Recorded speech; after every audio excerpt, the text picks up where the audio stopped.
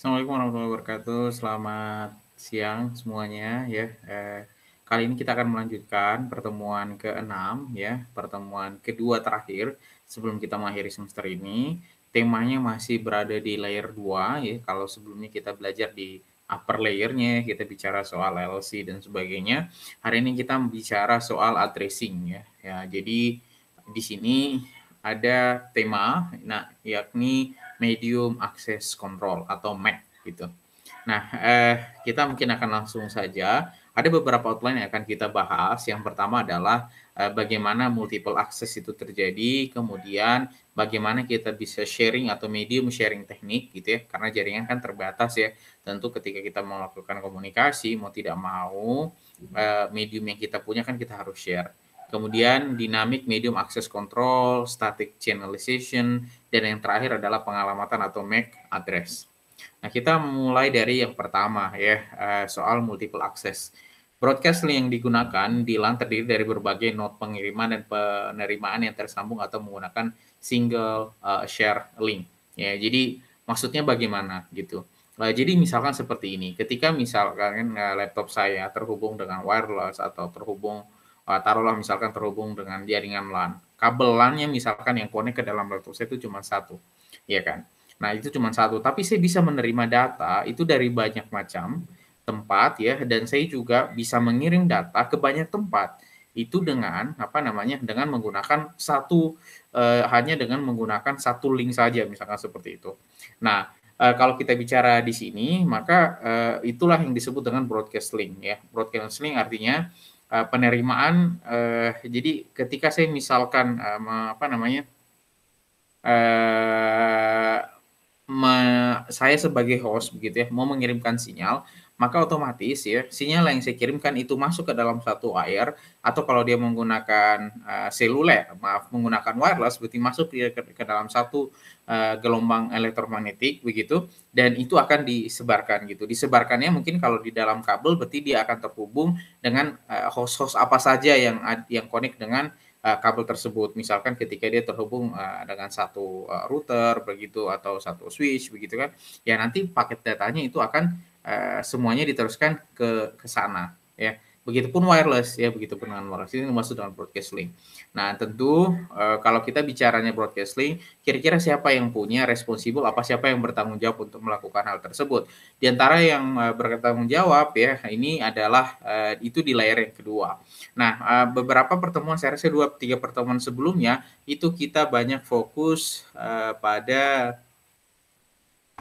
ini ya, kita banyak fokusnya kepada data link control, ya, ada LLC di sana. Nah, kita akan mulai di pertemuan ini tuh membahas di bagian bawah, ya. Nah, jadi kalau bicaranya data link layer, yang ke atas ini kan berarti layer 3 ya, layer 3. Nah, kita akan bahas yang, bawah ya, bukan upper layer ya, ini, multiple access control atau MAC. Di sana untuk framing, MAC address, dan termasuk multiple access control ya. Apa saja itu nanti kita akan bahas satu persatu, tapi minimal kita tahu ya di bagian mana di dalam data link yang sebenarnya kita sedang, kita cover dalam, pembahasan kali ini. Nah, eh, why ya, kenapa dengan multiple access? Di sini dikatakan ya, ketika 2 atau lebih, apa namanya, node, dia mentransmisikan pada saat yang sama, frame akan bertabrakan atau disebutnya dengan collision. Tentu kalau terjadi collision ini resources yang kita punya dalam hal ini bandwidth itu menjadi terbuang sia-sia karena tidak bisa dipakai untuk terjadi tabrakan di sana, ya kan? Nah, kira-kira apa solusinya? Ya solusinya adalah kita perlu mengatur dalam konteks ini, kita perlu mengkoordinasikan para orang-orang kalau di berupa orang, tapi dalam konteks komputer dan jaring komunikasi berarti para node yang mengakses ya, baik itu pengirim maupun penerima, itu bagaimana caranya nih kita bisa mengakses ini link yang bersama-sama. Kan tidak linknya cuma satu ya, broadcast-nya, kita semuanya lewat di jalan itu, begitu. Nah, kita caranya koordinasi seperti apa ini untuk menggunakan jaringan tersebut atau link tersebut. Nah, itu yang harus kita atur, ya kan? Maka ya, untuk hal tersebutlah kita membutuhkan satu protokol. Ingat, protokol itu istilah general ya, biasanya dipakai untuk aturan apa nih, sistem apa, pelaturan apa yang kita pakai, begitu. Jadi ada protokol yang digunakan untuk berkoordinasi. Nah, terus disebutnya dengan apa? Disebutnya dengan medium atau multiple access control. Jadi ini kata kuncinya. Access control, ya, access control. Nah, di bagian multiple access, di dalam protokol itu ada sublayer lagi, dari daerah ini disebutnya dengan medium access control ya. Kemudian apa yang diekspektasikan dengan adanya multiple access protokol, yang pertama adalah meminimalisasi tabrakan atau collision. Ya, jadi intinya kita atur biar nggak ada ketabrakan begitu. Nah, tentu ya, apa namanya hal itu dilakukan dengan tujuan lain, ya ini kita bisa ya memanfaatkan bandwidth dengan optimal dengan cara apa? Kita pertama, kapan stasiun dapat menggunakan link? Ya dalam hal ini mungkin node ya. Node ini kapan nih? Node A, B, C, D. Kapan A memakai, kapan B memakai, kapan kita bergantian, begitu seterusnya. Kemudian kalau misalkan jaringan sibuk, apa yang harus dilakukan nih para node-node ini, para stasiun ini? Apa yang harus dilakukan kalau misalkan jaringan sedang sibuk? Terus yang ketiga adalah apa yang harus dilakukan misalkan terjadi tabrakan, berarti kan kita harus mengatur satu mekanisme lagi kan, bagaimana apa yang harus dilakukan para node-node ini ketika terjadi tabrakan. Nah, setidaknya tiga hal tersebut. Nah, berarti kan kita bicara bagaimana medium sharing teknik itu dilakukan. Nah, ada yang disebut dengan static channelization, ada yang disebut dengan dynamic medium access control. Nah, ada yang scheduling, ada yang random access. Nah, kita akan bahas pertama kali itu yang random access ya. Kita bicara soal random access terlebih dahulu. Nah, di sana ya, metode random access itu disebut juga metode continuation. Ada banyak metodenya nih. Kalau di breakdown ada 5, ada Aloha, Slotted Aloha, CSMA, CSMA Collision Detection, CSMA Collision Avoidance atau CA. Sebenarnya ini pernah kita bahas ya. Seingat saya ini kita pernah bahas di mata kuliah pengenalan jaringan teknik telekomunikasi seingat saya ya di beberapa semester yang lalu. Nah, tapi kita akan review lagi lah, lebih dalam mungkin. Nah, bicara soal random access atau contention ya, tidak ada stasiun yang superior dibandingkan dengan stasiun yang lainnya. Dan tidak ada yang ditugaskan untuk mengontrol satu sama lain. Jadi kalau misalkan ini dalam lalu lintas, itu kita tidak mengenal ambulans harus diprioritaskan, kita tidak mengenal pemadam kebakaran harus diprioritaskan, kita semuanya sama ya, kita semuanya sama. Berarti node atau stasiun itu juga diberlakukan hal yang sama di dalam infrastruktur jaringan tersebut. Artinya tidak ada yang di stasiun dulu ya, pokoknya masuk ke dalam stasiun A dulu, B dulu dan sebagainya, tidak. Semuanya langsung bisa menggunakan link secara langsung ya. Ini katakan ada tulisannya di sini, dapat menggunakan link secara langsung ya dengan prosedur yang didefinisikan oleh protokol untuk membuat suatu keputusan apakah dikirim atau tidak. Nah, itu disebutnya random access ya. Nah, yang pertama ya ada Aloha. Aloha ini terbagi menjadi dua ya, ada yang disebut pure Aloha, ada juga yang disebut dengan slot Aloha. Di Aloha di sini dikatakan ya dapat mengirimkan kapan saja jika terjadi tabrakan dan data rusak.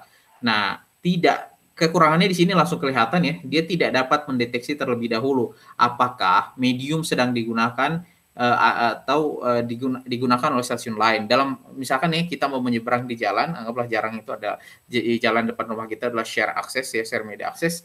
Nah, kemudian kita tidak cek dulu nih jalannya dipakai atau tidak, link dipakai atau tidak. Pokoknya coba saja masuk seperti itu. Nah, itu yang terjadi di Aloha, yaitu terjadi di Aloha. Dirancang, Aloha ini dipakainya di mana nih yang model seperti ini? Digunakan untuk wireless LAN dan digunakan untuk medium berbagai share medium ya. Nah, terus yang pertama ya turunannya itu adalah protokol Pure Aloha. Jadi apa yang terjadi dengan Pure Aloha? Di sini dikatakan semua frame dari stasiun memiliki panjang yang sama, LPIC ya datanya frame ya. Kita menyebutnya frame kalau datanya adalah 2. Kemudian stasiun atau node melakukan transmisi pada waktu yang sama.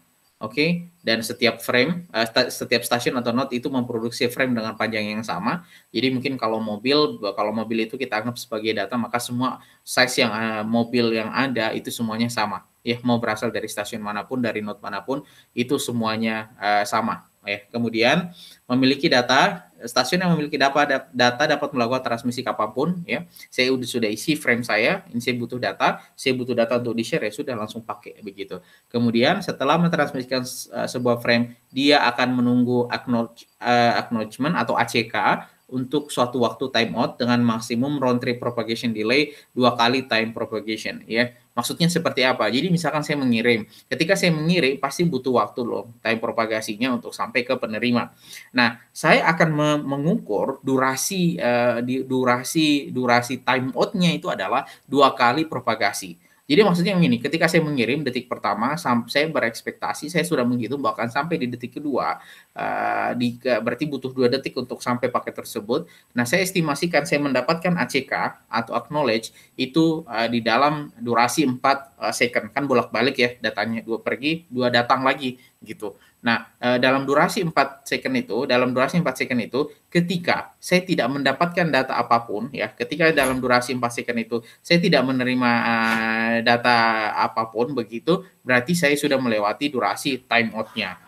Ya, seperti itu. Jadi itu penting ini. Nah, apa yang terjadi kalau melewati durasi timeout? Inilah yang kita sempat bahas sebenarnya di beberapa teman yang lalu, ya, bahwa ketika kita tidak bisa mendapatkan ACK, maka paket akan diperlakukan seolah-olah ya, paket itu tidak akan sampai atau yang akan dilakukan adalah kita akan melakukan pengiriman ulang paket atau frame terakhir yang terkirim. Nah, ini sudah saya jelaskan ya. Jadi jika tidak ada ACK diterima, pengirim mengasumsikan bahwa frame atau ACK telah rusak. Maka yang akan dilakukan adalah dia akan mengirim paket atau frame itu kembali. Begitu. Kapan ya? Setelah menunggu selama waktu yang tidak ditentukan. Jadi random. Jadi pure random. Makanya pure aloha gitu. Nah, setelah stasiun gagal menerima ACK, ya setelah dilakukan transmisi ulang, stasiun akan menyerah. Ya, jadi apa namanya? Lagi-lagi resources kita menjadi terbatas ya. Nah, utilisasi kanal atau efisiensi atau throughput, ini kita bicara throughput, presentasi frame yang ditransmisikan yang tiba dengan sukses tanpa tabrakan. Presentasi kanal yang digunakan untuk mentransmisikan frame tanpa tabrakan. Nah, ini kecil sekali ya. Aloha itu cuma sampai 18%. Jadi kalian membayangkan ya, jadi kalau misalkan throughput yang diharapkan ya dari share akses yang kita punya, kan kita maunya 100% ya, meskipun itu agak sulit untuk mencapai itu, tapi ini sangat terbatas sekali, dia hanya sampai dengan 18 frame. Artinya apa? Kalau misalkan kita menghasilkan sekian frame, F-frame, maka yang akan tiba dengan sukses ya tanpa perlu melakukan transmisi ulang itu hanya 0,18. Atau kalau misalkan kita rubah dengan angka yang lebih sederhana, misalnya saya kirim 100 frame, maka yang mungkin sampai tanpa perlu melakukan transmisi ulang itu hanya 18 paket. Sisanya berarti 82, ya benar ya. Sisanya berarti 82 itu bisa jadi sampai tapi harus transmisi ulang. Ya karena itu tadi gitu, karena random kita tidak tahu banyak kondisi yang membuat paket itu jadi tidak sampai, tertabrak lah atau apalah, resources-nya terpakai dan sebagainya. Jadi sangat-sangat sedikit ya. Nah, ini yang dimaksud maximum propagation delay, dia biasanya 2 kali transmisi propagasi. Jadi kalau kita misalkan kirim A ke stasiun paling terjauh, nah ini kemudian stasiun mungkin yang di tengah, maka time propagasi kita ini ya distance-nya ya. Jadi berapa jauh dia yang dibutuhkan ya, dibutuhkan dan berapa jauh yang harus dijangkau dalam satuan waktu. Nah, ya jadi kalau bicaranya time out itu 2 kalinya biasanya, 2 kali time propagasi kita menghitungnya. Nah, kalau misalkan kita gambarkan dia dalam satu skema, kurang lebih algoritma berjalannya Aloha itu seperti ini. Oke, back off to 0, counternya kita rubah semacam menjadi 0, kemudian saya kirim frame. Oke, frame saya terkirim, saya akan menunggu dapat nggak ACK. Ya, kalau misalkan saya mendapatkan ACK, ya sukses. Kalau sukses apa konsekuensinya? Saya akan mengirim frame yang baru, ya kan? Kalau misalkan gagal, ya, kalau misalkan tidak, maka increment back off ya dinaikkan waktunya. Kemudian apakah sudah melewati batas waktunya nih begitu? Oke, iya sudah melewati, ya sudah kita menyerah, ya paket itu gagal dikirim, abort, begitu ya. Nah, seperti itu. Kalau misalkan masih belum melewati waktunya, ya berarti no. Berarti ya sambil di situ ya kita akan kirim ulang nanti frame-nya lagi gitu sampai kita mendapatkan sukses. Jadi begitu terus di looping. Makanya yang tadi kita dapat datanya hanya 18%. Karena bisa jadi seperti itu. Banyak kondisi kemungkinan yang tidak terdeteksi dari awal karena secara random kita hanya mengirim data kita ke sana, ke dalam jaringan. Nah, kondisi apa yang tadi di jaringan kan besar ya, risk-nya gitu, resikonya besar gitu dan tidak ada proteksi atau pencegahan. Jadi ketika tabrakan, ya udah mungkin kita akan kirim lagi, kirim lagi, kirim lagi, kirim lagi gitu. Kenapa? Karena ACK tidak kita terima, ya. Nah, itu problemnya. Nah, makanya di sini dikatakan ya, ada yang disebut dengan waktu kritis. Waktu kritis itu apa? Jika transmission time suatu frame adalah T detik, maka vulnerable time adalah 2 T detik ya. Nah, tadi kalau transmisinya butuh 1 detik, maka vulnerable time itu adalah di 2 detik. Artinya kalau ada hal-hal yang terjadi dalam 2 detik itu, maka itu yang akan menentukan keputusan berikutnya. Ya, maksudnya kalau CK-nya nggak dapat, harus kirim ulang kan keputusannya, seperti itu. Ini berarti tidak ada stasiun mengirim selama T detik. Artinya kalau misalkan saya sedang mengirim di T detik, artinya kan saya harus menggunakan resources nih. Ya, saya menggunakan resources. Artinya kan ketika saya menggunakan resources, harusnya orang lain tidak ada yang menggunakan gitu kan. Nah, tidak ada stasiun mengirim selama 3 detik sebelum stasiun yang memulai transmisi, dan tidak ada stasiun mulai mengirim selama 10 detik ketika stasiun sekarang sedang mengirim. Jadi kalau misalkan saya sedang mengirim, maka di dalam T detik saya mengirim ini, selama propagation time yang saya punya, itu harusnya tidak ada yang mengirim.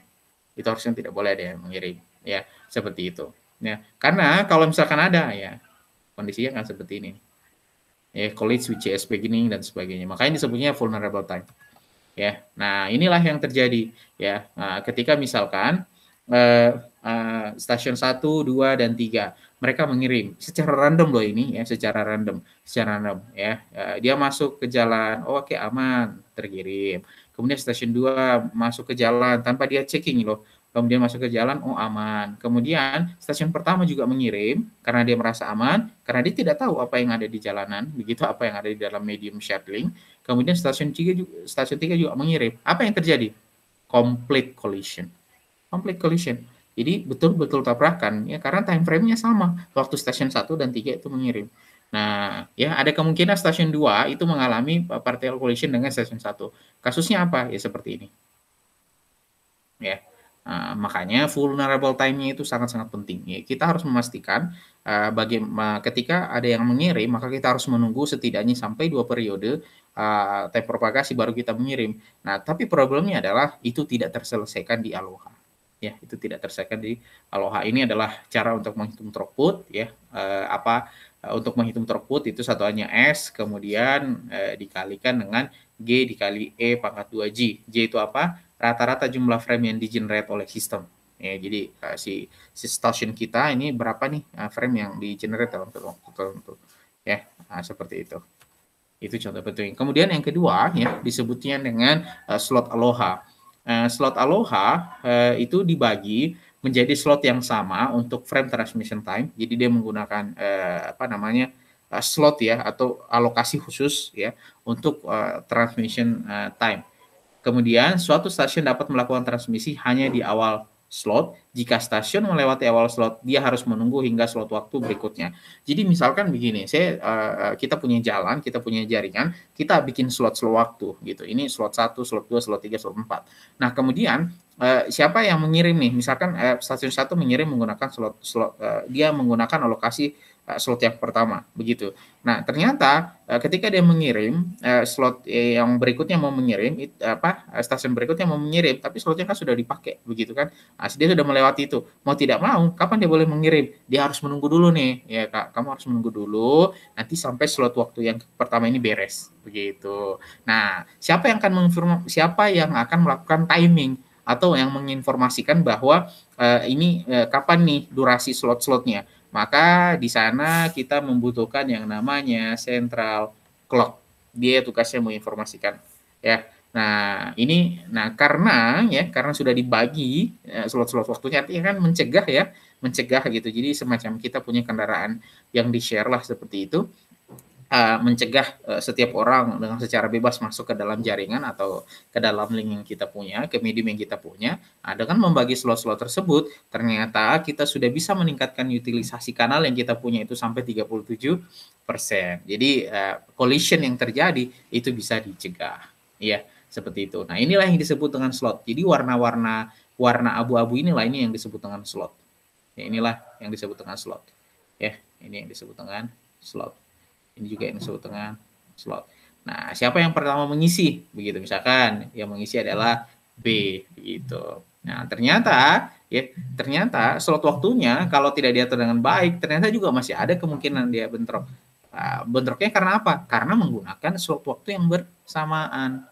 ya, misalkan A sama C, ya, A collide ya dengan C. Jadi A bertabrakan dengan C. Ternyata ya lagi-lagi sama gitu. Meskipun dia membagi waktu dengan syarat dengan adanya membagi waktu, maka yang terjadi di Pure Aloha mengenai awalan dan akhiran terselesaikan, tapi tabrakan tidak terselesaikan. Tabrakan tidak terselesaikan.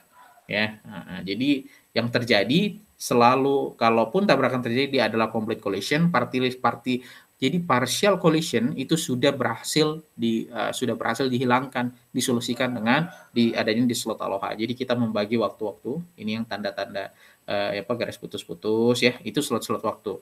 Jadi nggak boleh orang langsung mengirim, dia harus mengirim berdasarkan slot waktu. Nah, meskipun sudah dibagi dengan slot waktu, tapi tetap ada kemungkinan untuk tabrakan. Kenapa? Karena tidak mengetahui bahwa karena dia tidak memiliki satu protokol untuk mendeteksi slot itu sudah dipakai atau tidak gitu. Hanya bicara bahwa oke, ini slot ada, ini kalau sudah dipakai slotnya, kamu bisa pakai lagi slot berikutnya. Oke, ini saya pakai lagi slot berikutnya, saya pakai lagi slot berikutnya. Dan nanti slot berikutnya juga bersamaan ada yang lain yang mengakses gitu, bersamaan yang mengakses. Ketika bersamaan yang mengakses di slot yang sama, yang terjadi adalah complete collision. Jadi throughput-nya jelas ya secara grafik. Kalau kalian perhatikan, ini throughput-nya slotted Aloha itu throughput-nya sudah tinggi, ya, sudah termasuk meninggi, ya. Sedangkan Pure Aloha itu masih di bawahnya, ya. Itu kalau kita bicara efisiensi Aloha. Nah, tentu masing-masing punya kelebihan dan kekurangan. Ya, kalau bicara kelebihan, frame yang akan ditransmisikan dapat ditransmit terus-menerus tanpa rate maksimum jika hanya node tersebut memiliki frame mudah diimplementasikan, tidak membutuhkan station master untuk mengontrol medium. Kekurangannya adalah kalau banyak yang node, maka banyak terjadi tabrakan, begitu. Ya, itu problemnya. Makanya, ya, at the end of the day, ini utilisasi kanalnya menjadi rendah. Nah, tentu orang engineer berpikir, wah kalau itu jadi masalah kita harus menciptakan satu protokol baru dong. Ya, akhirnya dibuatlah satu protokol baru namanya Carrier Sense Multiple Access. Ya, artinya Jadi di sini akan ada multiple access untuk mengurangi problem yang terjadi di protokol sebelumnya, dia akan menggunakan sistem Carrier Sense. Apa yang terjadi begitu ya? Untuk meningkatkan performa, hindari transmisi yang pasti menyebabkan tabrakan. Kemudian berdasarkan bagaimana itu dilakukan nanti kita bahas berdasarkan fakta bahwa waktu propagasi LAN sangat kecil. Nah, di sini jika frame dikirim stasiun, maka segera stasiun mengetahui sehingga mereka dapat menunggu sebelum mulai pengiriman. Kemudian stasiun yang akan mengirim frame harus melihat media terlebih dahulu apakah ada transmisi lain sebelum memulai transmisi, ya. Itu. Jadi itu namanya juga sense ya. Jadi sebelum saya menyeberang ke jalan, saya harus tahu adakah yang lewat atau tidak. Begitu, ya. Sederhananya seperti itu. Kemudian dengan hal ini dilakukan, maka dia bisa mengurangi probabilitas terjadinya tabrakan tanpa perlu menghilangkan. Nah, tabrakan hanya dapat terjadi ketika lebih dari satu stasiun mulai mentransmisikan dalam waktu singkat. Nah, ternyata meskipun itu ada satu mekanisme yang digunakan untuk melakukan atau mengecek ya, ini jaringan terpakai atau tidak. Ini jaringan terpakai atau tidak. Tapi kalau misalkan ya yang melakukan checking itu menggunakan very very short ya, periodic propagation time-nya itu sangat time antara stasiun untuk checkingnya itu sangat singkat gitu ya. Maka itu juga bisa menyebabkan collision, yaitu bisa menyebabkan collision. Artinya begini nih, kalau misalkan ya, kalau propagation-nya itu jauh, kalau propagation time-nya itu tinggi, maka kita kan bisa mengatur ya, kita bisa mengatur bahwa ketika ini link itu dipakai, begitu, itu terlihat bahwa channel-nya itu memang dipakai gitu. Tapi kalau dia terlalu singkat ya, kalau misalkan dia terlalu singkat dia punya propagation time, maka untuk melakukan checking itu kan berarti waktunya sangat terbatas ya. Nah, kalau misalkan 2-3 station ya, itu kemudian mengirimkan datanya di waktu yang sangat short itu, begitu. Nah, ada kemungkinan nanti akan terjadi tabrakan di sana. Ya digambarkan di sini misalkan T1 ya. Ini T1 ketika frame A itu dikirim. ya. Kemudian hanya dalam waktu singkat ya, ada T2 itu juga mengirim, karena mungkin dia tidak tahu ketika dia mengirim ya, ketika T1 itu mengirim data, dia kan belum melihat sebenarnya apakah ada data atau terkirim atau tidak ya kan. Nah, apakah ada data terkirim atau tidak. Ternyata sebelum sampai informasi itu bahwa ada yang memakai atau tidak, karena periodenya sangat cepat, akhirnya kan si Z juga mengirim nih dengan durasi waktu ke T2. Nah, yang terjadi apa? Akan terjadi tabrakan di tengah jalan, collision. Ya, nah, ini problemnya, ya ini problemnya. Carrier sense multiple access. Makanya akumulasi problem ini ya, akumulasi problem ini itu akan semakin meningkat juga dengan apabila infrastruktur networknya itu juga semakin besar. Makanya di sini dikatakan semakin lama delay propagasi, semakin buruk performa protokol. Ya tadi, kenapa? Karena kan harus menunggu, harus mencari tahu terpakai atau tidak. Tapi kan propagasinya lama gitu. Kita tidak bisa mendapatkannya dalam waktu singkat gitu kan, kita harus menunggu. Nah, cuman karena kita menganggap bahwa karena lama nih kita terima informasinya, ya sudah dengan waktu yang singkat kita mengirim, padahal lagi dipakai gitu. Ketahuannya kapan? Di tengah jalan. Ketahuannya di tengah jalan kita tabrakan gitu ya. Jadi misalkan A ya, ini baik ini ya. Misalkan A itu mengirim ya, A itu mengirim di waktu T ya. B itu akan tahu bahwa A itu mengirim, itu butuh waktu sepanjang ini nih. Oke. Nah, sedangkan C, karena C itu jauh sekali dia posisinya dari node A, dia baru akan tahu bahwa A itu mengirim, itu durasinya jauh lebih lama lagi. Ya kan? Nah, dia apalagi makin jauh lagi gitu. Baru dia mengetahui informasi bahwa itu dikirim. Artinya dalam durasi ini bisa jadi B mengirim, C mengirim, D mengirim. Ya, itu yang terjadi apa? Nanti bisa tabrakan. Ya, itu problemnya. Ya, itu problemnya. Jadi namanya juga sense ya. Sense itu kan saya harus tahu nih, saya harus bisa merasakan bahwa dia terpakai. Tapi problemnya itu kalau misalkan yang mengirim ini dari jauh sekali gitu kan, maka saya membutuhkan waktu gitu. Nah, saya akan menerka-nerka, oh kayaknya jalanan kosong deh ya, kayaknya jalanan kosong. Akhirnya saya kirim data, berselang data saya masuk ke dalam jalan ya, ke dalam jaringan, ternyata tahu-tahu dari ujung datang paket yang lain. Akhirnya kita tabrakan. Ya mungkin kalau ilustrasinya kita mau nyebrang jalan, ya mungkin misalnya menyeberang jalan ya, mungkin karena jarak pandang kita pendek ya, kayak kita melihatnya kosong, pada saat saya menyeberang ternyata ada kendaraan dari yang jauh gitu ya, tapi karena jarak pandang kita pendek jadi kita tidak bisa melihat. Nah, ini jadi solusi untuk pencegahan itu sudah terjadi sebenarnya di CSMA ini ya, dengan menggunakan sense ini, tapi dia tetap masih punya problem ya. Problemnya ini kalau misalkan propagasinya jauh atau infrastrukturnya besar ya, maka akan mungkin terjadi tabrakan terutama di vulnerable time inilah. Oke. Nah, iya CSMA ini itu dibagi menjadi 3 begitu ya. Nah, protokol CSMA itu yang menentukan apa yang ditentukan ini, apa yang harus dilakukan station ketika medium idle dan apa yang harus dilakukan station ketika sibuk ya. Nah, ada 3, ada non persistent, one persistent sama P persistent. Oke, pertama non persistent. Apa itu non persistent?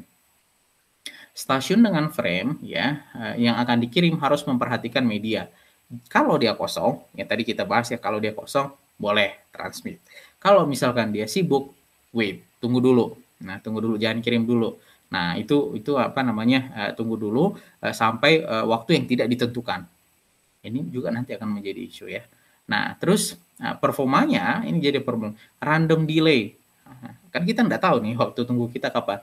Nah, tapi dengan delay ya kita sudah bisa mengurangi potensi untuk terjadinya tabrakan, ya kan? Nah, jadi random delay mengurangi kemungkinan tabrakan karena dua stasiun dengan data yang dikirim akan menunggu jumlah waktu yang berbeda. Kemudian ya bandwidth terbuang jika waktu tunggu lama karena media akan tetap idle setelah akhir transmisi, bahkan jika satu atau lebih stasiun memiliki frame yang dikirim. Ya ini tadi ya. Nah, karena kita harus menunggu nih, apalagi kalau misalkan jaraknya sangat jauh begitu ya, ya bagus kita mencegah gitu ya, mencegah. Tapi lagi-lagi itu juga menimbulkan satu problematika. Apa itu? Utilisasi network kita jadi banyak yang tidak terpakai. Misalkan ini ya, kita merasakan sense, oh ada nih di sini, ya sudahlah kalau begitu kita tunggu. Kemudian kita rasakan lagi gitu, oh di sini gitu, masih sibuk gitu, oke kita tunggu lagi. Nah, kita tunggu lagi. Tapi masalahnya ya, untuk waktu merasakan kapan lagi kita akan melakukan sense lagi bahwa ini ada atau tidak gitu, kita tidak tahu lagi kan random. Nah, di masa itulah itu yang disebut dengan wasting time. Tidak terpakai kita punya jaringan di masa tunggu tersebut. Nah, inilah kekurangan jadi non persistent CSMA. Nah, kalau one persistent CSMA ya untuk menghindari waktu kontrol idle, maka jadi biar tidak terlalu lama nih waktu idle-nya begitu ya. Maka protokol satu persisten digunakan. Apa yang terjadi sebenarnya dalam tahapannya? Jika idle segera transmit, kalau sibuk perhatikan sampai media idle, kemudian segera transmit dengan probabilitas. Jadi dia menghitung. Jadi dia bikin satu probabilitas dengan probabilitas satu.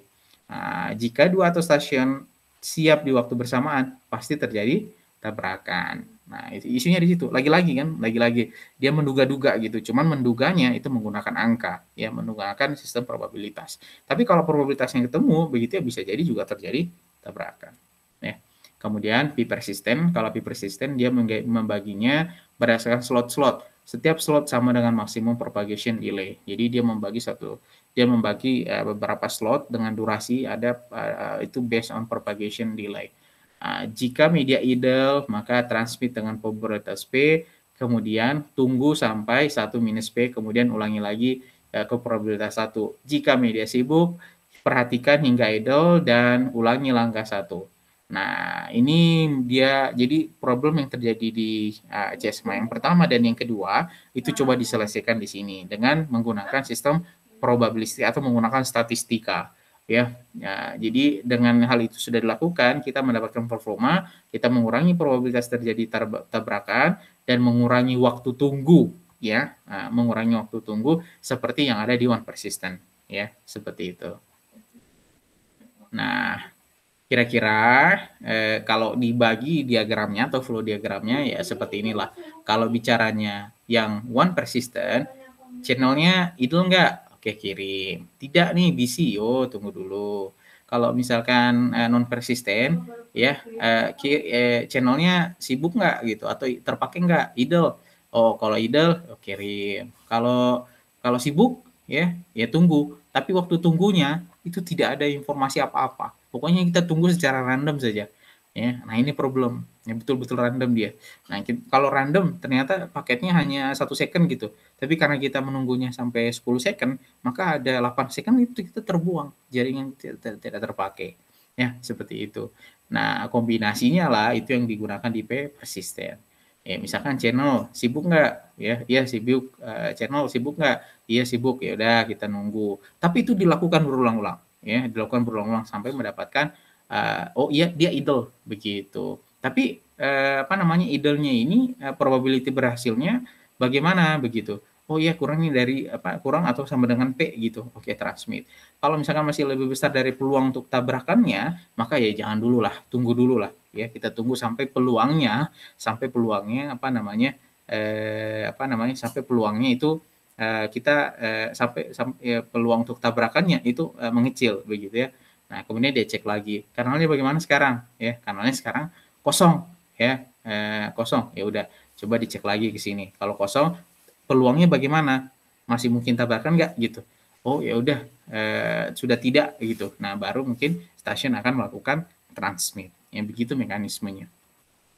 Nah, ini kurang lebih kalau misalkan statistikanya bagaimana throughput performa dari masing-masing metode multiple access ini, kalau kita perhatikan ya itu ini ya, yang tinggi di sini, kemudian di sini ya persistent CSMA, semuanya masih lebih bagus dibandingkan Aloha. Aloha masih ada di daerah sini.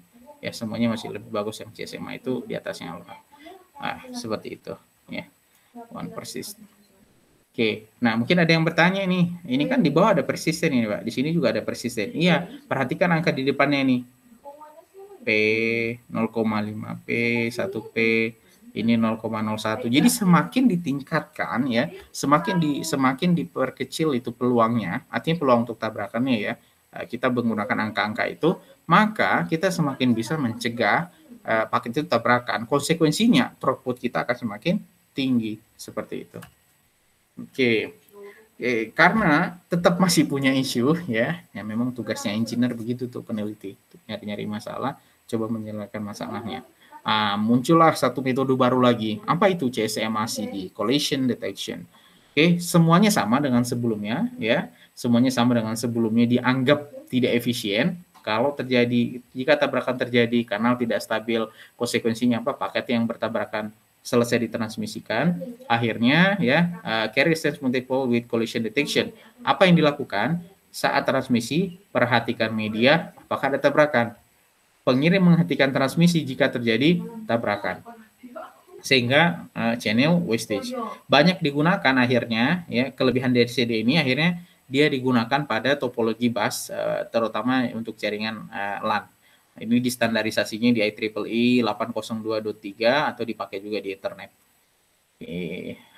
Bagaimana atau step apa yang dilakukan di collision detection? Dia menggunakan salah satu algoritma persisten yang ada di CSMA ya, yang non persisten, one persistent, persistent untuk transmisi. Nah, perbedaannya di mana di sini ya? Jika tabrakan terdeteksi oleh stasiun selama transmisi, ya. Kalau tadi kan orang tidak cek, tahu tabrakan saja. Tapi kalau sudah terjadi tabrakan, orang atau stasiun yang ada di sekeliling itu tidak akan melakukan tindakan tertentu atas kejadian tabrakan itu, begitu. Nah, yang dilakukan oleh CSMACD ketika terjadi tabrakan, info tersebut itu harus memberikan implikasi terhadap apa yang harus dilakukan berikutnya. Nah, di sini dia katakan kalau terjadi tabrakan atau terjadi tabrakan, maka ya sudah berhenti dulu untuk melakukan transmisi. Nah, jadi biar nggak sayang nih tabrakan, tapi kita kirim data. Nah, itu kan jadi problem. Nah, kirim jam signal, bukan usianya ya, panjangnya itu 48 bit, untuk memberitahu stasiun lain sehingga mereka akan membuang frame yang ditransmisikan dan memastikan bahwa sinyal tabrakan akan tetap terdeteksi hingga stasiun terjauh. Setelah mengirim jam signal, ya back off atau tunggu selama waktu yang tidak ditentukan. Ya, setelah misalkan tabrakan terjadi, jangan kirim dulu, ya tahan dulu. Nanti kita tunggu. Nah, kalau sudah dianggap waktu ini sudah cukup bahwa tabrakan itu sudah selesai, baru kita kirim frame kita kembali, yaitu collision detection. Nah, ya. Berapa lama waktu yang dibutuhkan untuk mendeteksi tabrakan? Pada skenario terburuk 2 kali maksimum propagation delay. Jadi maksudnya begini nih, jadi kalau misalkan ya, A tabrakan, A untuk sampai ke tujuan dia membutuhkan waktu misalkan T. Nah, ketika dia tabrakan, berarti kan saya harus menunggu nih, Nah, berapa durasi lama yang harus saya tunggu gitu? Ya sampai yang paling buruk itu sampai 2 kali maksimum propagation. Berarti saya harus menunggu 2T ya. Misalkan dia butuh propagation time itu 1 second, maka saya harus menunggu sampai 2 second dulu untuk memastikan semua prosesnya sudah selesai. Ya, seperti itu. Apakah itu besar? Itu besar sekali, makanya dikatakan skenario terburuk. Ya kan, harusnya kan kalau misalnya tabrakan terjadi ya sudah beberapa waktu kemudian kita harus bisa segera mengirim ya. Tapi lagi-lagi untuk mencegah kan random itu waktunya, kita tidak tahu berapa durasi waktu apa yang dibutuhkan untuk recovery itu, maka ya mau tidak mau ya kita tunggu sampai skenario terburuk ini. Ya, terburuknya adalah bisa sampai 2 kali propagation delay. Nah, ini collision detection ya, ketika terjadi collision detection apa yang dilakukan? Dia akan broadcast ya. Kemudian kita akan collision diinfokan semuanya, apa yang diinfokan itu kita akan membuat semacam timing atau jam ya, jam. Oke, semuanya menunggu dulu ya sampai durasi waktu sekian. Setelah itu baru kirim lagi. Nah, itu collision detection. Terus di Ethernet ya, Ethernet collision detection ini dikembangkan itu kalau di Ethernet dia menggunakan mekanisme disebut exponential takeoff algorithm. Jadi dia menggunakan algoritma tertentu untuk menentukan waktu tunggu terbaik ya. Jadi kalau tadi saya katakan bahwa itu random dalam artian begini nih ya, hanya mengukur saja ini di yang standar ya, ini yang standar ya. Kita asumsikan bahwa ya ini terjadi tabrakan, kalian menunggu nih. Nah, untuk waktu yang tidak ditentukan gitu sampai ke skenario terburuknya ya, tadi skenario terburuknya ada 2 kali waktu propagasi. Nah, itu kan algoritma standar. Kemudian yang diimplementasikan di Ethernet, yang collision detection, dia menggunakan yang namanya exponential bake-off algorithm. Jadi, daripada sekedar random, maka kayaknya kita bikin saja lah satu algoritma disebut dengan exponential bake-off algorithm. Ini dipakainya di Ethernet.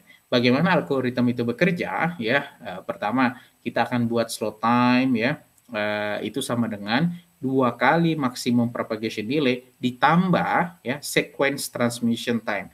Jadi bukan hanya propagation delay-nya tapi juga sequence transmission time. Jadi kalau di Ethernet itu 51,2 mikrosecond. Kalau misalkan Ethernet 10 Mbps begitu. Nah, misalkan terjadi collision, maka kita akan menggunakan random ya. Ini apa namanya? Random ini buat informasi saja ya, antara 0 sampai 2 pangkat K dikurang 1, kemudian tunggu sampai periode yang durasinya itu R dikali slot time-nya, baru kemudian retransmit. Kalaupun itu jaringannya sudah idle, ya seperti itu. Nah, kalau misalkan digambarkan dalam satu kasus, misalkan nih terjadi tabrakan yang pertama K1, maka kita akan pilih random number antara 2 pangkat 1 ya 2 pangkat K sampai sampai 1 0,1 dan tunggu sampai equal atau sampai setara dengan 2 kali R dikali slot times-nya. Jadi periode waktu tunggunya 0 microseconds atau 1 kali 51 microsecond. Ini waktu tunggu kita nih dari 0 sampai sekalian 51 mikrosecond. Nah, kalau kita cek ternyata mediumnya sudah kosong, baru kita transfer atau retransmit.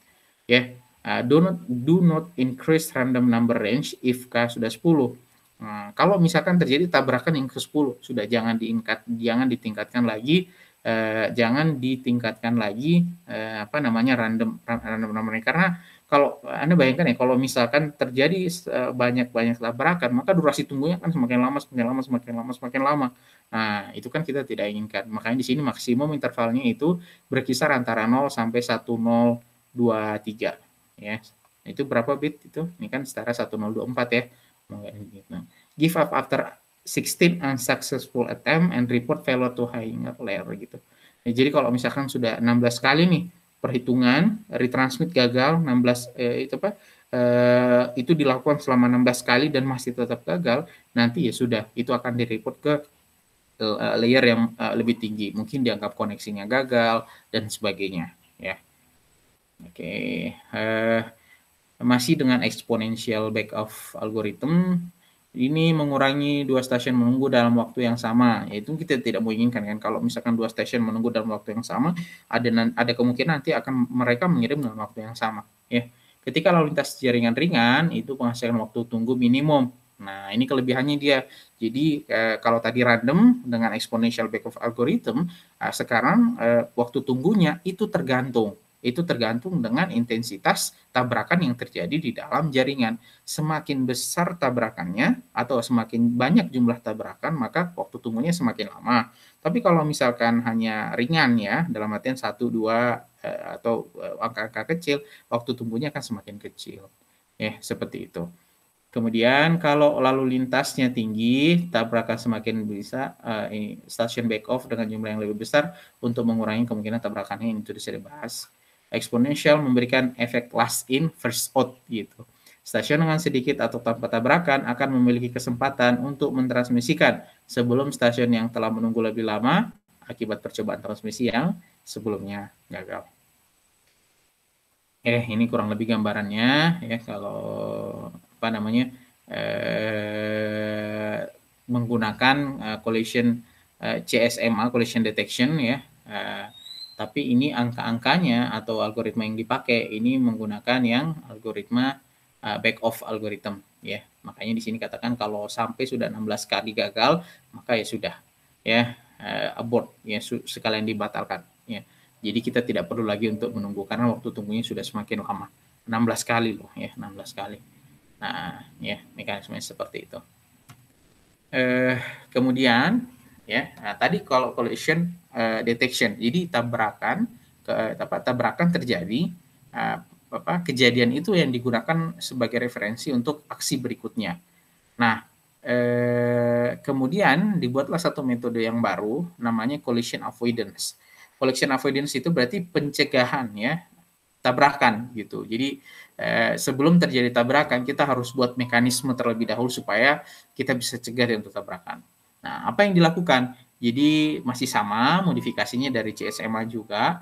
Jika kanal sibuk akan dihentikan untuk interval random sehingga mengurangi probabilitas tabrakan pada channel. Saat ada tabrakan, user menunggu dalam waktu tertentu baru mengecek kembali apakah sudah bisa transmit. Oke. Jadi collision avoidance itu digunakan juga ketika collision detection tidak dapat diimplementasikan akibat sifat dasar channel. Kemudian collision avoidance ya untuk implementasinya dia dipakainya di ini di wireless LAN ya 802.11 IEEE berdasarkan wireless LAN. Nah, apa itu masalahnya? Ya, masalah wireless LAN adalah tidak memungkinkannya untuk berada dalam mode listen atau saat mengirim serta hidden terminal problem. Node A berada dalam range receiver R, tidak berada dalam range sender S, dan oleh karena itu node A tidak tahu apakah S sedang mentransmisikan ke R ya. Jadi ya ini problemnya ya. Misalkan ketika kita antara sender sama receiver, dia berada satu dalam jangkauan yang memungkinkan, misalkan pengirim S-nya itu sedang memulai mengirimkan paket, kita itu tidak tahu bahwa apakah kita sebagai penerima ini kita tidak tahu bahwa kita sebagai penerima si S ini sedang mengirim, itu kita tidak tahu. Jadi ada daerah blank spot tuh, ada daerah blank spot yang tercover di sana. Makanya collision avoidance-nya itu makanya collision avoidance-nya itu diciptakan gitu. Karena ada blank spot tuh di sana. Kita misalkan ya, contoh lain nih, kita tidak memungkinkan untuk berada dalam mode listen saat mengirim. Ya tadi kan misalkan orang kirim paket ke kita. Kalau manusia kan mungkin dia bisa infokan, ini saya kirim paket ke sana, atau orang mau datang ke rumah kita, mungkin dia akan bilang, ini saya berangkat ya, saya ke rumahmu gitu, sehingga kita standby. Nah, hal yang sama itu tidak terjadi di dalam jaringan gitu. Jadi yang mau menerima itu dia tidak bisa dalam mode listening bahwa oh ini sudah mulai nih mengirim dan itu mau mengirimnya ke saya, itu tidak bisa. Ya, itu tidak terjadi tuh ya di dalam jaringan. Artinya ya kalau saya tidak tahu bahwa saya mau dikirim kemudian saya mengirim ya bisa jadi kan ada muncul tabrakan kan di sana. Nah, untuk mencegah itulah maka dibuatlah satu mekanisme disebut collision avoidance. Ya. Nah, ini mekanismenya. Jadi kalau K-nya, jadi dia menunggu sampai tidak terjadi. Kalau K ini kan kejadian tabrakan ya. Jadi yang dilakukan oleh collision avoidance ya dia menunggu ya sampai kita dapat channel bahwa tidak terjadi tabrakan. Ya, kalau misalkan terjadi tabrakan ya diasumsikan ya nunggu dulu sampai betul-betul tidak tabrakan, baru kemudian kita mengirim. Ya, nah, tujuannya apa? Ya mencegah supaya tidak terjadi tabrakan begitu. Nah, sisanya ya dia masih menggunakan mekanisme yang ada di collision detection. Maksudnya, oke, saya sudah berusaha supaya tidak terjadi tabrakan dengan mengukur bahwa saya tidak mendapatkan informasi terjadi tabrakan. Tapi ketika saya sudah mengirim data, node kita sudah mengirim data, station kita sudah mengirim data, ternyata terdapat tabrakan, mekanisme collision detection itu juga tetap digunakan. Ya, seperti itu. Oke, itu yang kondisi yang pertama. Tadi kita bahas random access, sekarang mekanisme scheduling ya atau penjadwalan. Oke, kalau untuk penjadwalan di sini dikatakan dia menggunakan control access atau mekanisme mengakses medium itu terkontrol berurutan shared media sehingga memiliki kesempatan untuk transmisi. Ya. Jadi mekanismenya jadi semacam ada moderator lah. Ya, semacam ada moderator. Kalau tadi mekanisme yang di random itu tidak ada moderator. Jadi mekanismenya ya mengacu kepada ya sudah apa yang terjadi di jalanan, nanti kita akan melakukan action berikutnya berdasarkan kejadian tersebut. Nah, kalau di control access semuanya terpusat. Jadi ada mekanisme yang dipegang oleh semacam moderator ya bahwa kamu kalau mau mengakses itu harus mengikuti aturan saya dulu begitu. Ya, aturan saya terlebih dahulu. Nah, tujuannya apa? Mengeliminasi tabrakan sepenuhnya, ya. Ada metode 3, ada reservation, polling, sama token passing. Kalau reservation, di sini dikatakan bergiliran mentransmisikan satu frame pada red penuh, kemudian transmisikan disusun dalam siklus variable length, ya.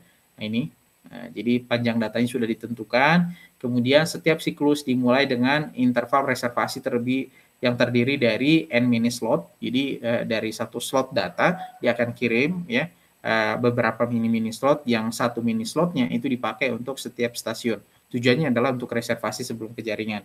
Kemudian ketika stasiun perlu mengirim frame data, artinya informasinya, ia membuat reservasi mini slotnya sendiri. Oke. Dengan memperhatikan interval reservasi, setiap stasiun tahu stasiun mana yang akan mentransfer frame dan urutannya. Kan dia reservasi dulu, ya kan? Nah, dia kan reservasi dulu. Misalkan ini nih, angka 1 yang dia reservasi gitu. Oh, karena kita membaca bahwa mini slotnya 1 ini terisi, ya berarti si stasiun 1 itu sedang mengisi data, sedang mau menggunakan jaringan nih, begitu. Karena dilihat dari mana, mini slotnya terisi nih, mini slot satunya terisi. Baru nanti dia akan susulkan dengan datanya, ya. Kemudian di frame berikutnya, misalkan di mini slot yang 3, 4, dan 1 itu terisi reservasinya.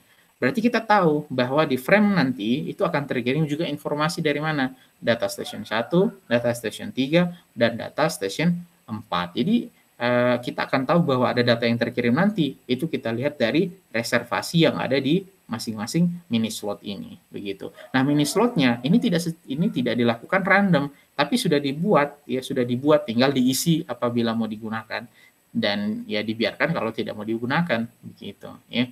Jadi betul-betul terkontrol, ya. Yang kedua adalah stasiun bergantian mengakses media. Ada dua model, centralized sama distributed polling. Distributed polling tidak ada primer dan sekunder. Stasiun memiliki daftar urutan polling yang dikenal berdasarkan beberapa protokol. Jadi di sini stasiun dengan prioritas tinggi akan memiliki hak akses pertama. Kemudian karena dia memiliki akses yang pertama, maka dia akan memberikan hak akses tersebut ke stasiun berikutnya. Begitu seterusnya. Ya, saya punya hak akses, akan saya teruskan ke yang lain untuk menggunakan jaringan. Ada juga yang disebut dengan centralized polling. Jadi ada yang ditugaskan sebagai stasiun primer, ada yang ditugaskan sebagai stasiun sekunder. Oke, semua pertukaran dilakukan melalui primer. Ketika primer memiliki frame untuk dikirim, dia akan mengirim frame select yang mencakup alamat sekunder yang dimaksud. Ketika primer siap menerima data, dia akan mengirim frame polling untuk setiap perangkat untuk menanyakan apakah ia memiliki data untuk dikirim atau tidak. Jika ya, maka data yang dikirim atau tidak, maka NAK ya akan dikirim, acknowledge ya. Kemudian polling dapat dilakukan secara berurutan round robin atau berdasarkan urutan yang telah ditentukan. Itu centralized polling. Nah, ya, jadi ini mekanismenya. Misalkan ini yang punya primary nih, ya, dia akan kirim saat dia punya data. Kemudian misalkan ya diterimanya oleh si B, si B memberikan respon bahwa oke, saya kasih nih ACK acknowledgement, ya. Setelah itu ya berarti dia sudah select, baru datanya dikirim. Data sudah diterima, baru dia kirim ACK, ya, seperti itu. Nah, kemudian secondary is sending to primary. Nah, sebelum dia secondary sending to primary, mekanismenya seperti ini. Dia akan cek dulu polnya ke A.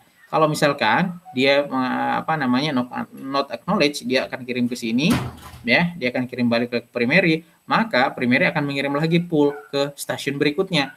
Ya, ini kan stasiun yang pertama, stasiun berikutnya. Kalau ternyata di sana oh ya, pool, maka dia akan kirim dia punya data. Baru nanti akan memberikan respon berupa ACK bahwa data sudah diterima.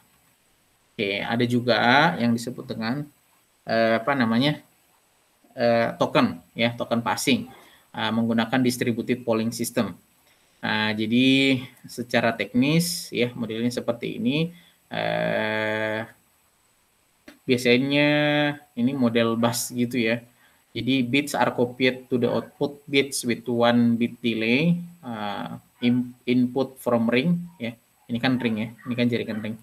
Oke. kemudian listen mode, kemudian nanti dikirim ke stasiun, setelah dikirim ke stasiun, 1 bitnya akan di-delay, baru akan kalau sudah 1 bitnya di-delay, baru kita akan mendapatkan data dari stasiun yang lain. Setelah itu dikirim lagi ke ring, ya.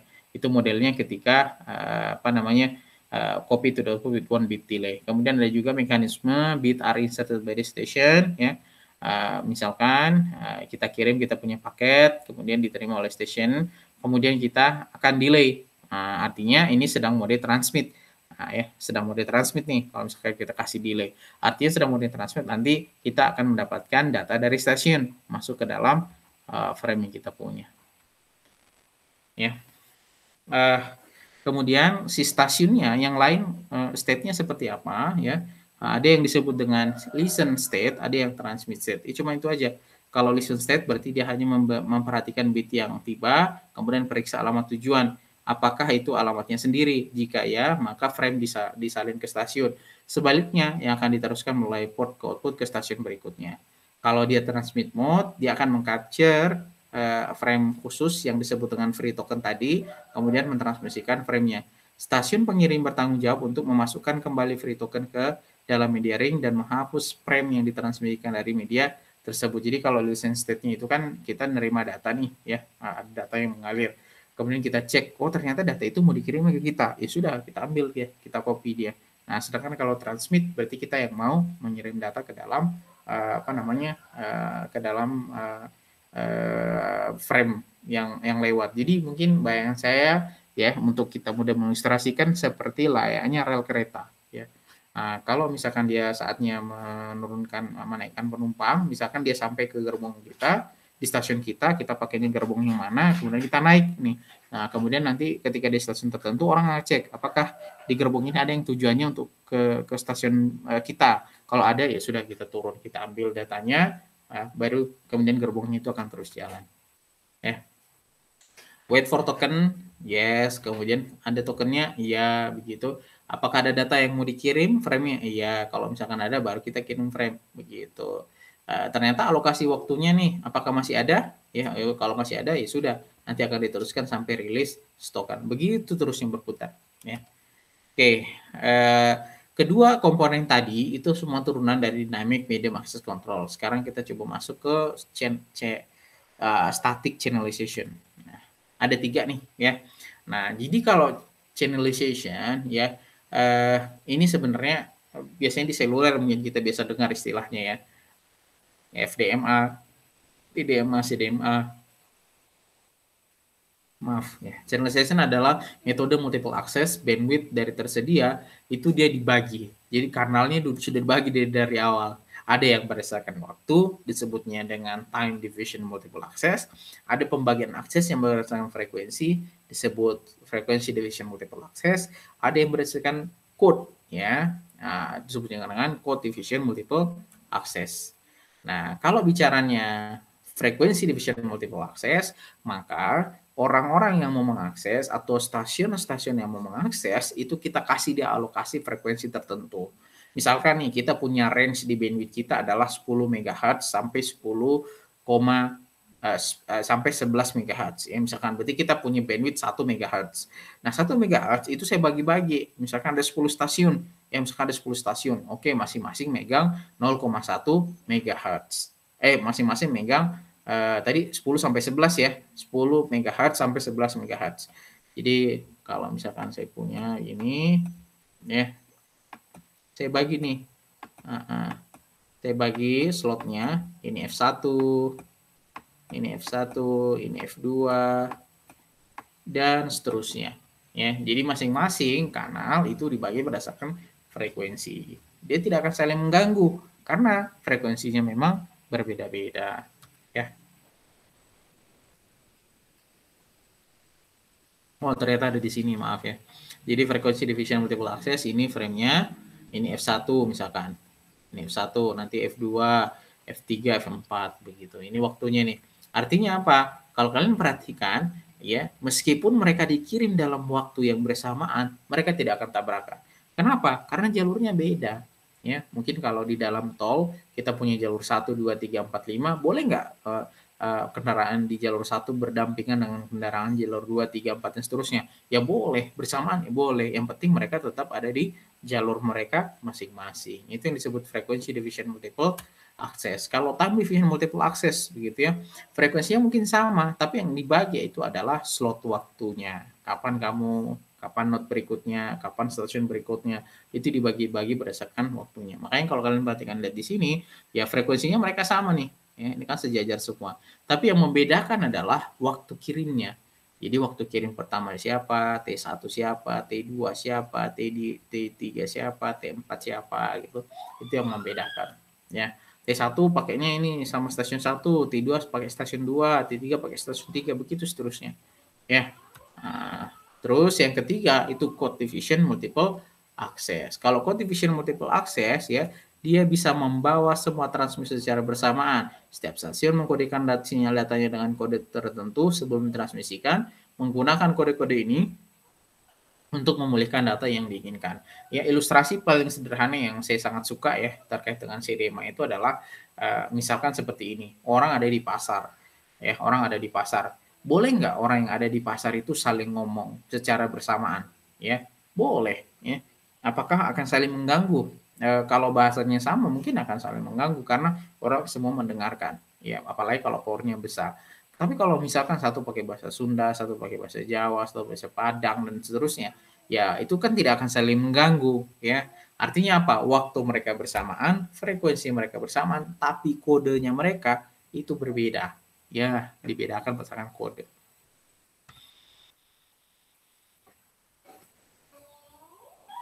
Ya, ini misalkan ya, data 1 dikodekannya dengan kode 1, yang data yang 2 dikodekannya dengan kode kedua, C3, C4 dan begitu seterusnya, ya. Terus itu bagian terakhir dari multiple access ya, itu bagian terakhir dari multiple access. Nah, kalau kita bicara multiple access berarti sudah selesai ya. Nah, problem berikutnya yang kita bisa gali dari masalah medium access itu adalah bagaimana pengalamatan. Ya, kalau manusia mungkin dia punya nama, kalau mesin alamatnya apa? Ya, tentu sama, stasiun harus punya alamat biar orang bisa membedakan ini data saya harus ke stasiun mana, begitu. Nah, alamatnya itu banyak layernya, banyak layernya. Nah, kalau dalam konteks layer 2 itu pengalamatannya itu disebutnya dengan MAC address. Oke, jadi MAC address itu bagaimana caranya agar unik, ini ditentukan oleh suatu badan. Ini MAC address ya, panjangnya itu 48 bit. Ini pengalamatannya 48 bit ya. Bisa kalian cek nanti misalkan CMD misalkan ini adalah maaf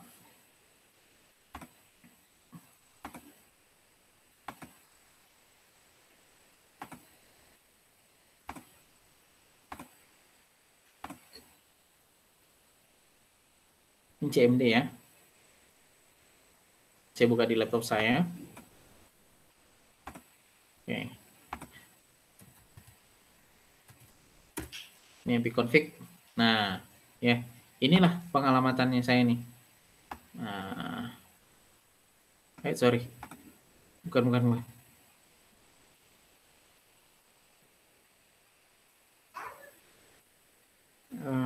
Oke, kayaknya. Kok saya lupa ya, sebentar. Kita tanya Mbah Google dulu, cek MAC address.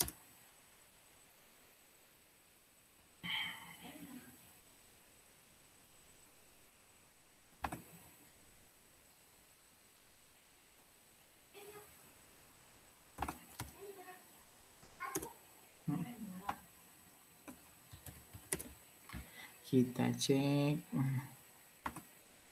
Saya lupa code-nya apa. Oh, sorry. Ya, get MAC ya. Nah, yang inilah dia. Ya, MAC address kita. Ya. Jadi totalnya ada berapa itu? Ada 48 bit ya. Totalnya ada 48 bit. Ya, formatnya sama. Nah, pengalamatan itu ditentukannya oleh 3 bagian yang pertama, ini 1, 2, 3 itu ditentukan oleh suatu badan, kemudian yang bagian terakhir itu ditentukan oleh pembuatnya. Seperti itu, ya. Oke, lanjut. Ini tadi punya saya nggak muncul ya, tadi muncul nggak sih? Punya saya nggak muncul ya. Punya saya nggak muncul. Oke. Nah, kalau ini muncul dia nih. Dia punya sih muncul. Ya. Seperti itu MAC address. Kalian bisa cek di laptop kalian juga. Nah, tahu MAC address menjadi tujuan, ya. Syarat untuk bisa berkomunikasi di dalam yang pertama adalah tentu kita harus tahu dong MAC address yang menjadi tujuan pengiriman datanya ini kemana. Nah, untuk mencari tahu, ya untuk mencari tahu alamatnya, tentu kan kita harus nanya, gitu, siapa nih yang punya MAC address itu. Nah, maka ketika kita mengirim data, kita akan broadcast. Nah, ketika kita mau membroadcast, alamat untuk broadcastnya itu kemana? Ke FF. Itu alamat yang sebenarnya, ya. Nah, ke FFF ini kita akan nanya nih, siapa yang punya alamat ini 10 misalkan 14 XSYY begitu. Nanti dia akan bilang begitu, oh yang punya itu tuh ini alamat MAC address-nya XXX dan seterusnya, ya. Nah, jadi dari situlah kita bisa tahu MAC address yang menjadi tujuan kita itu kemana gitu. Dari kita kirim MAC address ke MAC broadcast dulu, nanti kita dapat informasi, oh IP yang ini tuh adanya di MAC address ini gitu. Nah, setelah kita tahu baru kita kirim ke situ. Nah, siapa yang mengerjakan semua ini? Itu protokolnya namanya ARP, Address Resolution Protocol, ya. Nah, ini apa namanya? Ini standarisasinya, ya. Protokol ARP yang ada, ya. 8021, bridging, LLC, dan seterusnya. Kemudian ini spesifik Ethernet, ya. 8023. Topologinya ada yang pakai bus, ada yang pakai star, dan seterusnya. Tipe-tipenya kalau per satu segmen, ya, kalau 10 basis itu bisa sampai 100. Kemudian fisiknya seperti apa gitu ya. Ada yang menggunakan kabel koaksial, ada unshielded twisted pair, ada koaksial kabel, dan macam-macam, bahkan ada yang fiber optik, ya, seperti itu. Ini spek. Oke, ini format Ethernet, ya. Sebenarnya saya sudah tunjukkan di pertemuan 2 atau 3, ya. Ketika kita menggunakan Wireshark, nah itu kita bisa lihat itu pengalamannya di mana, destination address, source address, dan sebagainya. Ya, kemudian kalau contoh di standarisasi 802.11, ya, ini 8211, oh dia itu rate-nya 2 Mbps, spektrumnya dipakainya 2,4 GHz. Kalau radio dia pakainya apa saja, CSMA, FS, dan seterusnya. Nah, kalau di laptop-laptop kan ada ini ya, 802.11G gitu. Itu maksudnya apa? Oh, artinya kamu punya laptop itu support dia rate-nya sampai 54 Mbps, spektrumnya di 2,4 GHz, dia pakainya apa saja di sana, ya. Sudah sampai FDM, GSMA, dan seterusnya. Ya, itu mungkin. Nah, ini arsitektur wireless LAN, ya. Nah, mobile terminal pasti ya dia harus 802 titik. Kalau harus sama standarnya, harus sama standarnya. Ketika dia mau komunikasi misalkan dengan access point di sini, nah maka dia harus connect juga nih nanti. Jadi dia akan komunikasi antara MAC address ya either satunya pengirim, satunya penerima, atau gantian, ya seperti itu. Pasti dia akan menggunakan pengalamatan atau standar protokol yang sama, ya seperti itu. Ini konten-konten frame-nya, ya. Kalau dalam frame itu isinya apa saja. Ini ya ada address, ada sequence control, ada frame body, dan seterusnya. Sebentar saya coba carikan ya.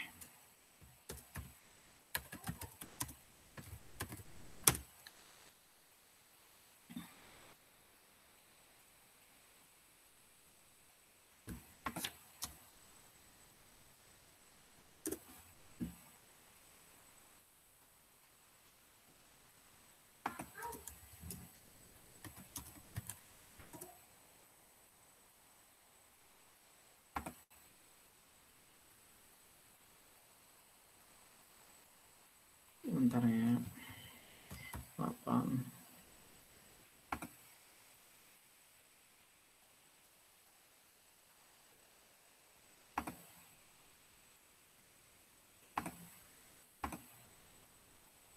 Saya sedang membuka Wireshark.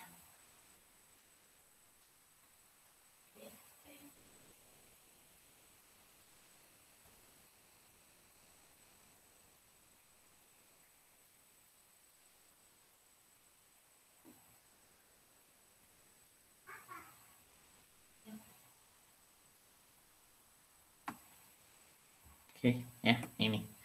Nah, inilah dia nih. Nah, isinya apa sih sebenarnya? Ya, kalau di frame 802, nah inilah isinya nih. Nah, yang paket-paket komplitnya itu ada untuk alamatnya di mana, bikin frame gini ya. Nah, ini address-nya nih, receiver-nya ini gitu.